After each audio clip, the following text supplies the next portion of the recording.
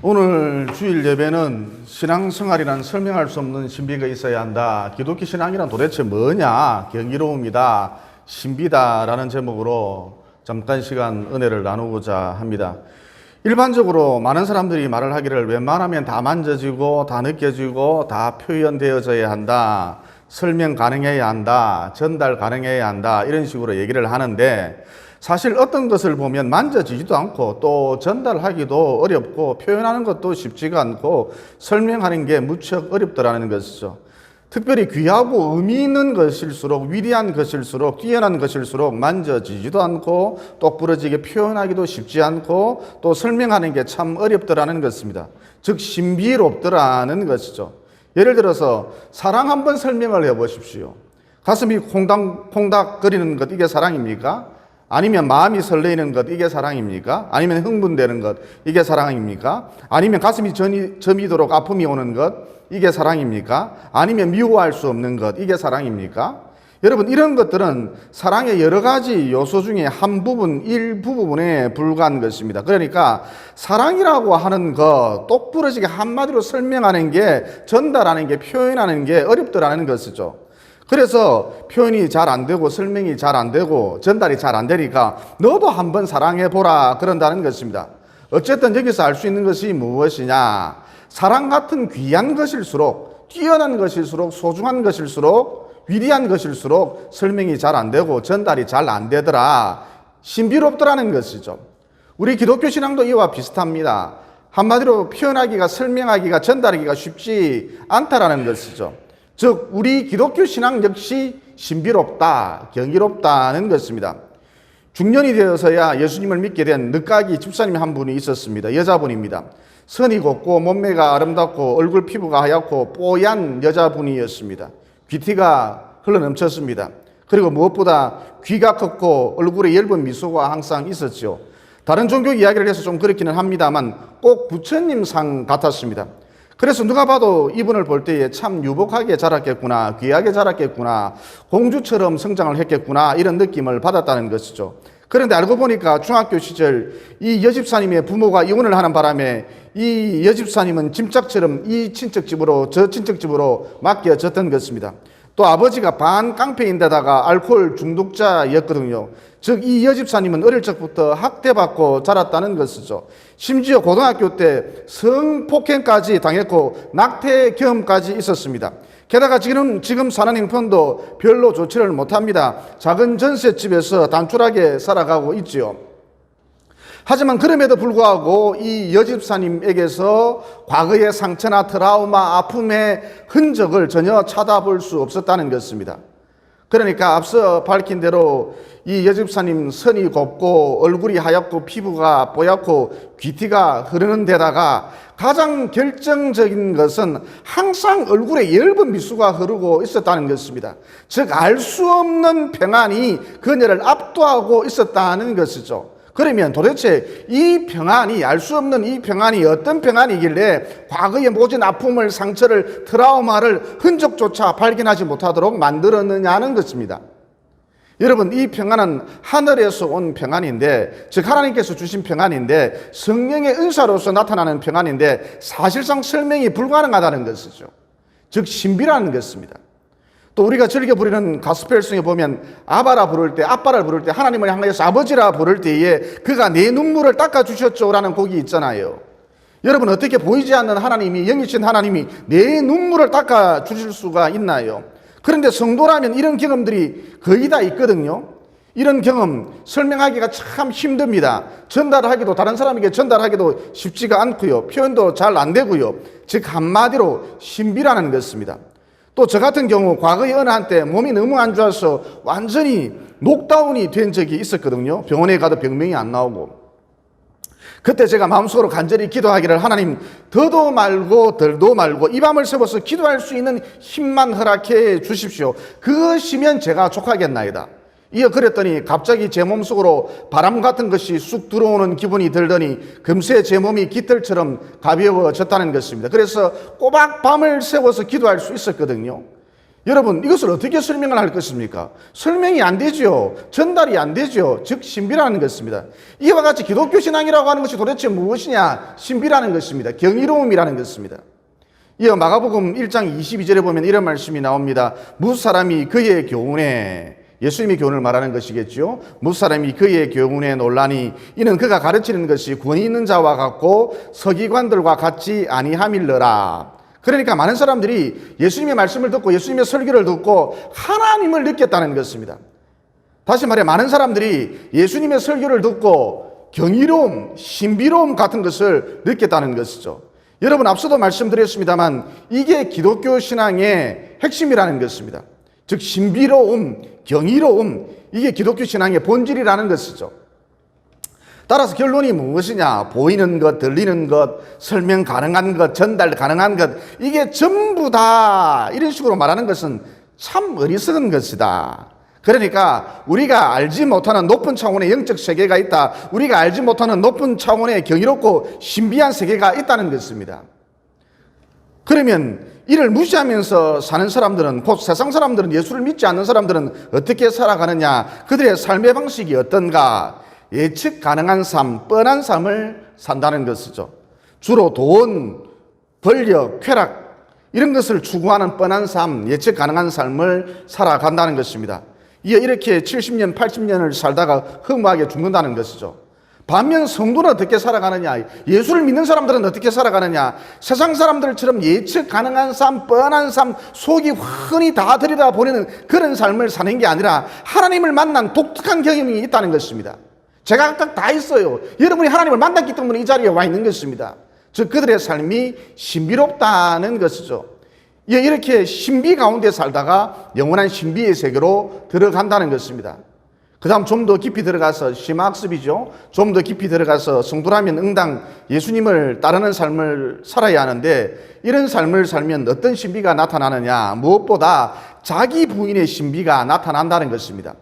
방금 우리가 읽은 본문 말씀의 배경은 오병이어의 기적이 일어난 직후거든요. 그러니까 예수님께서 고장 물고기 2마리와 보리떡 5개로 무려 2만 명이나 되는 사람들을 배불리 먹이셨고, 그 부스러기를 모으니 12강줄이나 되었다는 것이죠. 그리고 당시 그 장소에 모여 있었던 수많은 사람들이 예수님을 임금 삼으려 했다는 것입니다. 그 이유는 뻔하겠죠. 예측 가능하겠죠. 경제 문제, 먹는 문제를 단번에 해결하기 위해서였습니다. 여러분, 이와 같이 세상 사람들의 행동 패턴은 뻔하다, 예측 가능하다는 것이죠. 그 속이 훤히 다 들여다 보인다는 것입니다. 그리고 이렇게 사람들이 구름대처럼 많이 모여 있으면 대부분 생각하는 것이, 내가 하는 사업에 이 사람들을 끌어들이면 참 좋겠다, 다단계 판매 사업에 끌어들이자, 그런다는 것이죠. 그러니까 앞서도 말씀드렸습니다만 세상 사람들의 행동 패턴이라고 하는 것은 뻔하다, 예측이 가능하다는 것입니다. 속이 훤히 들여다 보인다는 것이죠. 어쨌든 당시 예수님의 인기는 하늘을 찌를 듯 했습니다. 순식간에 우리 예수님은 슈퍼스타가 되셨죠. 여러분, 이쯤 되면 대부분의 사람들은 우쭐대는 감정에 휩싸이기 마련입니다. 하지만 우리 예수님께서 제자들에게 다음과 같이 말씀을 하셨죠. 서둘러 이곳을 떠나라. 급하게 이곳을 떠나야 하느니라. 그러니까 여기에 머물러 있으면서 박수갈채를 받으려 하지 말라는 것입니다. 인기와 영광을 누리려 하지 말라는 것이죠. 사람들을 이용하려 들지 말라는 것입니다. 이와 같이 예수님을 따르는 삶을 살게 되면 무엇보다 자기 부인의 신비가 나타난다는 것입니다. 여러분, 만약 당시 예수님이 인기, 영광, 박수갈채를 누리려 했다면, 혹은 그곳에 모인 2만 명의 사람들을 이용하려고 했다면 예수님이 전혀 신비롭게 보이지 않았겠지요. 오히려 속물로 보였을 것입니다. 즉 예수님에게서 향기가 나야 하는데 구린내가 났을 것입니다. 그런데 우리 예수님은 인기, 영광, 박수갈채를 원하지 않으셨죠. 또 그곳에 모인 수많은 사람들을 이용하려고도 하지 않으셨습니다. 그래서 당시 베세다 광야에 모였던 사람들이나 오늘날 우리들이나 예수님을 통해서, 예수님의 그 일생을 통해서 하나님을 느낄 수 있다는 것이죠. 하나님을 만날 수 있다는 것입니다. 혹은 예수님을 통해서 신비로움, 경이로움 같은 것을 느낄 수 있다는 것이죠. 여러분, 미국의 카터 대통령은 대통령 재임 기간 중임에도 불구하고 교회 학교 교사로서 열심히 충성했던 분으로 아주 유명하지요. 대통령이라고 하는 자리는 한가한 자리가 아닙니다. 만만한 자리가 아니죠.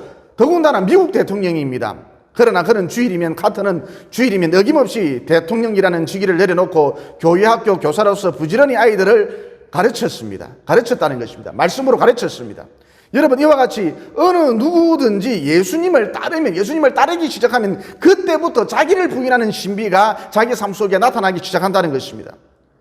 그리고 이런 자기 부인의 삶을 보면 어때요? 속물로 보입니까? 아니죠. 그 삶이 참 신비롭구나, 저 삶이 참 경이롭구나, 이런 것을 우리가 느낄 수 있다는 것입니다. 링컨 대통령도 마찬가지입니다. 링컨 대통령의 별명은 책 한 권의 사나이이죠.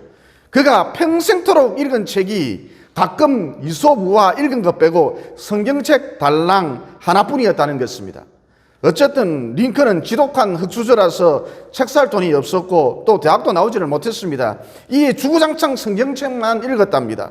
그래서 방금 말씀드렸습니다만 그의 별명이 책 한 권의 사나이였다는 것이죠. 또 무엇보다 링컨이 대통령이 되었을 때 내 집무실에 하얀 깃발이 걸려 있으면 전쟁이 일어났다 할지라도 나를 찾지 말라 그랬잖아요.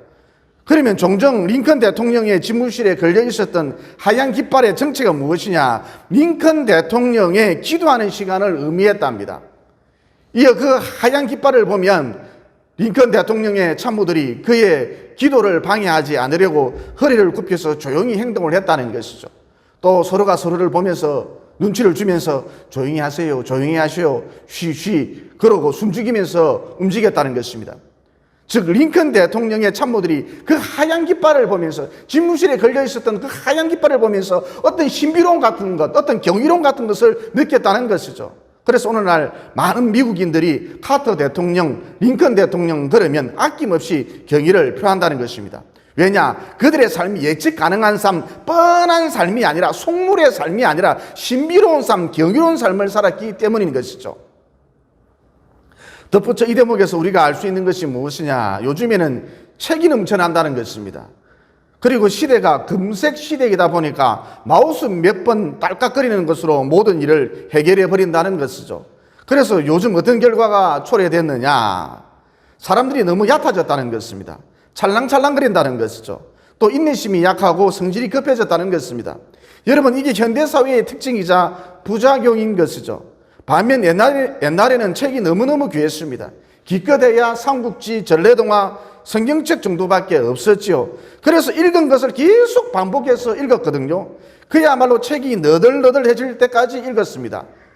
그래서 갈수록 얕아지는, 가벼워지는 요즘 시대와는 달리 어떤 결과가 초래됐느냐? 책 한 권을 가지고 달랑 그 책 한 권을 가지고 10년을, 20년을, 30년을 몸부림치다 보니까 거기에서 위대한 철학, 이념, 사상이 나오더라는 것이죠. 또 인생의 공식들이, 가치들이, 원칙들이, 규칙들이 보석처럼 쏟아져 나오더라는 것입니다.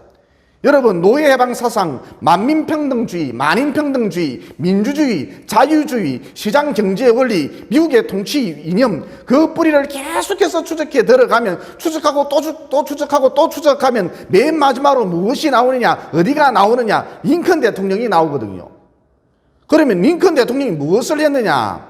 방금 좀 그의 별명이 책 한 권의 사나이라 그랬잖아요. 즉 그는 주구장창 성경책만 읽었다는 것입니다. 그리고 성경책만 주구장창 읽다 보니까 성경책에서 나오는 온갖 원리들을, 원칙들을 체계화시켜서 미국의 정치, 경제, 사회 속에 그대로 적용해 봤던 것이죠.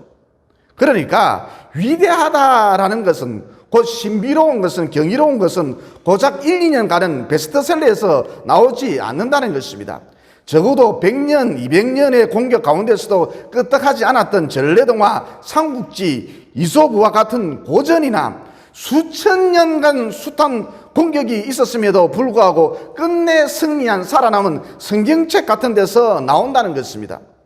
그리고 성경책이나 고전을 한두 번 읽어서는 안 되고 책이 너덜너덜할 정도로 읽었을 때에 거기서 금광 같은, 금맥 같은 신비가, 경이로움이 터져 나온다는 것이죠.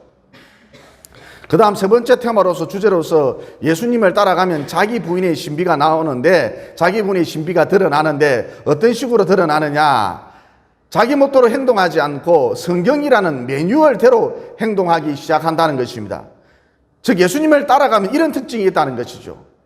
그래서 저는 주일날 결혼식이 있다 그러면 교회 가서 예배 드려야 하니까 참석을 하지를 않고 대신 축의금을 따따블로 보내주거든요. 이어 그러면 신랑 신부가 굉장히 좋아하더라는 것입니다. 그러니까 축의금 달랑 5만 원 내놓고 아이들까지 데려와서 온 식구들 우르륵 몰고 와서 뷔페 먹는 얌체족들이 수두룩한데 저는 그렇지 않으니까 저를 엄청 좋아하더라는 것이죠. 다시 말해 앞서도 말씀드렸습니다만 세상 사람들의 행동 패턴은 뻔하다는 것이죠. 예측이 가능하다는 것입니다. 자기중심적이고 이기적이거든요. 또 돈을 엄청 좋아하거든요. 그래서 자기들 생각에 제가 축의금을 한 5만 원, 한 10만 원 보내줄 것이라고 예상을 했는데 따따블로 20만 원, 30만 원을 보내주면 엄청 좋아하더라는 것입니다. 뷔페도 안 먹고 가고. 그리고 인간관계도 상당히 돈독해지더라는 것이죠. 여러분 거듭 강조합니다만, 다시 한번 강조합니다만, 불신자들의 삶의 패턴은 뻔하거든요. 예측이 가능합니다.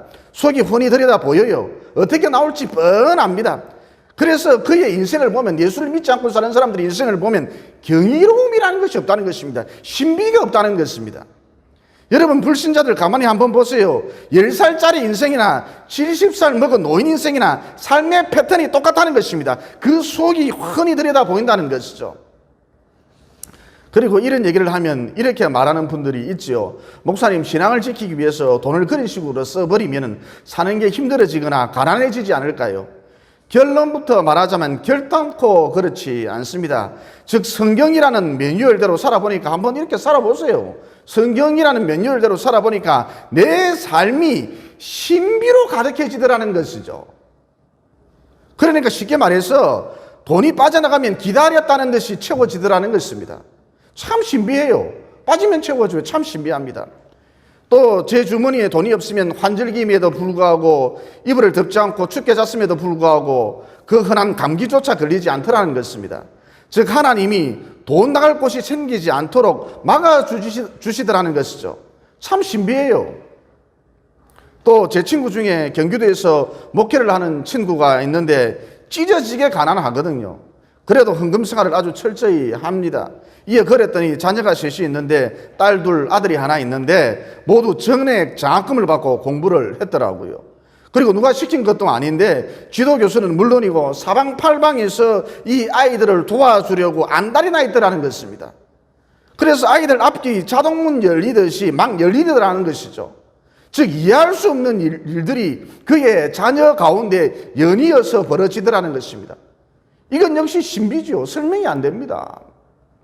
그러므로 성경이라는 매뉴얼대로 살아서 세상 사람들처럼 뻔한 삶, 예측 가능한 삶, 속이 훤히 들여다보는 그런 낮은 수준의 저차원의 삶을 살지 마시고 내 인생 스토리 가운데 경이로움이 가득하고 신비가 가득한 그런 삶을 사시다가 마침내 신비의 나라에 들어가셔서 천국에 입성하셔서 영원토록 우리 하나님과 함께 하시기를 예수님 이름으로 진심으로 축원을 드립니다.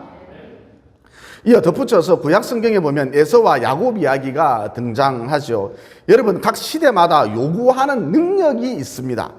에서가 살았던 시대는 힘의 시대였지요. 그래서 런닝맨에 나오는 김종국이처럼 근육질의 남자가 최고로 인기가 좋았습니다. 에서도 근육질의 남자였지요. 또 강력한 힘의 소유자였고 능숙한 사냥꾼이기도 했습니다. 이어 이런 힘의 시대가 끝난 다음 어떤 시대가 도래되었습니까? 지식의 시대가 도래되었지요. 그러니까 많은 것을 아는 사람이 최고로 인기가 좋았다는 것입니다. 예를 들어 조선시대 같은 경우 성리학, 유학, 한문학 같은 이런 지식이 있었던 사람들이 모두 다 권력을 차지했다는 것이죠. 여러분 이런 시절에는 힘이 있는 남자란, 근육질의 남자란 그저 무관이 되어서 종일토록 밖에 서서 집이나 성을 지켜야만 했었지요. 아니면 이따금 산적이나 잡으러 다니고 그랬습니다. 즉 힘이라는 것이 별로 대우를 받지 못했다는 것입니다. 이런 지식의 시대가 지난 다음에 어떤 시대가 도래되었느냐? 돈의 시대가 도래되었습니다. 그러니까 아무리 비실비실한 남자라 할지라도 근육이 하나도 없다 할지라도 또 아는 것이 별로 없다 할지라도 지식이 짧다 할지라도 돈이 많으면 최고이고 돈이 많으면 인기짱이라는 것입니다. 돈 많은 사람들이 대우받는 시대가 도래되었다는 것입니다. 어쨌든 에서는 당대 시대에 있어서 당대가 요구하는 최고의 능력자였다는 것이죠. 즉 힘의 시대, 근육질의 시대에 힘과 근육을 갖고 있었다는 것입니다. 그래서 그는 하나님에 대한 갈급함이 없었습니다. 그러니까 자기를 부인하기는커녕 언제나 자기를 드러냈다는 것이죠. 자기를 자랑했다는 것입니다. 에서는 늘 우통을 까고 살았습니다. 왜냐? 근육을 자랑하려고 늘 우통을 벗고 살았습니다. 반면 야곱은 에서와 쌍둥이 형제였음에도 불구하고 힘이 없었습니다. 근육이 없었죠. 그래서 엄마 리브가를 도와서 주로 부엌일을 많이 했습니다. 어쨌든 야곱은 힘의 시대에 근육질의 시대에 힘과 근육이 없었기 때문에 늘 하나님을 의지했습니다. 하나님에 대한 갈급함이 있었다는 것이죠. 즉 야곱은 하나님이 안 도와주시면 내 인생은 끝장난다, 파토난다, 늘 이런 생각을 갖고 있었다는 것입니다. 그래서 야곱은 팥죽 한 그릇으로 장자권을 빼앗아오는 비겁한 짓도 했었죠. 또 야복 강가에서 밤을 새워 기도할 때에 천사가 내려왔었잖아요. 그때 야곱이 천사를 보고 나를 축복해 주지 않으면 당신을 결단코 보내줄 수가 없습니다. 그러면서 천사의 바지가랭이를 붙잡고 늘어지기도 했었죠. 밤새도록 기도했다는 것입니다. 그러자 천사가 할 수 없이 야곱의 엉덩이 뼈를 유골시키면서 그를 축복해 주지 않았습니까? 이와 같이 야곱은 힘이 없으니까, 근육이 없으니까, 힘의 시대, 근육의 시대에 힘이 없으니까, 근육이 없으니까 하나님에 대한 갈급함이 있었다는 것이죠. 이 세월이 유수처럼 흘러서 에서는 에돔 민족의 조상이 되었습니다. 그러면 이 에돔 민족이 얼마나 잘 나갔느냐? 창세기에 보면 왕이 없었던 시대에 에돔은 왕이 다스렸다 그랬거든요. 창세기를 읽어보면 에돔 왕의 족보가 쫙 나옵니다. 그러니까 이 에돔이라고 하는 것은 문화적으로 엄청 앞섰다는 것입니다. 반면 야곱은 이스라엘의 조상이 되었죠. 그런데 이 이스라엘은 에돔보다 훨씬 뒤떨어졌습니다. 그래서 왕제도가 언제부터 생겨났느냐? 창세기를 훨씬 지나서 사무엘상에 가서 겨우 생겨났다는 것이죠. 그러니까 결론, 에서의 핏줄은 곧 에돔은 문화적으로, 문명적으로 이스라엘을, 곧 야곱의 핏줄을 압도했다는 것이죠. 실제 역사 자료를 보면 에서는 에돔 민족은 바위 틈에 도시를 건설하여서 100% 외부의 침입을 막았다는 기록까지 있거든요. 그러니까 에서는 에돔 민족은 매우 똑똑하고 세련미가 넘치고 건축술도 엄청 발달했다는 것이죠. 또 창세기 36장에 보면 에서 족보 이야기로 도배되어 있잖아요. 여러분, 아무나 족보에 이름을 올려주는 게 아니잖아요. 그러니까 에서의 핏줄 곧 에돔 민족은 만만한 민족이 아니었다는 것입니다. 아주 강력했다는 것이죠. 반면 야곱은 바보스러웠습니다. 그래서 주구장창 하나님만 찾았습니다. 그 후손들도 야곱을 닮아서 그런지 주구장창 하나님만 찾았습니다. 그래서 앞서 언급했습니다만 야곱 계열은 문화적으로도 한참, 그리고 앞서 언급했습니다만 야곱 계열은 문화적으로도 한참 뒤떨어져 있고 세련미도 없었고 촌스러웠고 건축술도 뒤처졌고 유치하고 그 무엇 하나라도 에서보다 나은 게 없었다는 것이죠. 에서보다 압도적인 것이 단 한 개도 없었다는 것입니다. 그런데 에서는 곧 에돔 민족은 오바다서의 예언대로 아라비아 민족에 의해 영원히 사라져버리고 말았습니다. 지구상에서 그 흔적조차 찾아볼 수 없게 되었죠. 그러니까 하나님께서 에서를 곧 에돔 민족을 버리셨다는 것입니다. 그러나 야곱은 곧 이스라엘 그 혈통이 요셉으로 이어졌고, 이어 이스라엘 12지파로 이어졌고, 이어 다윗으로 이어졌고, 이어 급기야 이 다윗의 핏줄을 통해서 예수님까지 이 땅에 오셨죠. 그러니까 하나님께서 야곱을 곧 이스라엘을 축복해 주셨는데 영원히 끊어지지 않도록 만들어 주셨다는 것이죠. 그래서 결론이 무엇이냐? 에서처럼 자기 부인의 삶이 없으면, 즉 자기를 드러내고 자기를 자랑하고 자기를 의지하면 삶 속에 신비가 없다. 그의 가문 가운데에도 신비가 없다는 것입니다. 더 나아가 결국은 끊어지고 영원히 사라져버리고 만다는 것이죠. 반면 야곱처럼 자기를 부인하면, 즉 자기를 드러내지 않고 자기를 자랑하지 않고 자기를 의지하지 않고 하나님을 늘 찾고 또 찾으면 그 삶 속에, 그 가문 속에 신비가 있다는 것입니다. 또 문화적으로 한참 뒤처져 있기 때문에 끊어질 법한데도, 역사적으로 사라질 법한데도 그럼에도 불구하고 영원히 지속되고 있더라는 것입니다. 그러므로 야곱처럼 자기를 부인하고 항상 하나님을 의지하고 붙드는 삶을 살아서 여러분의 삶 속에, 여러분의 가문 속에 신비가 있기를, 또 끊어짐 없이 영원히 지속되기를 예수님 이름으로 진심으로 축원을 드립니다. 기도드리겠습니다.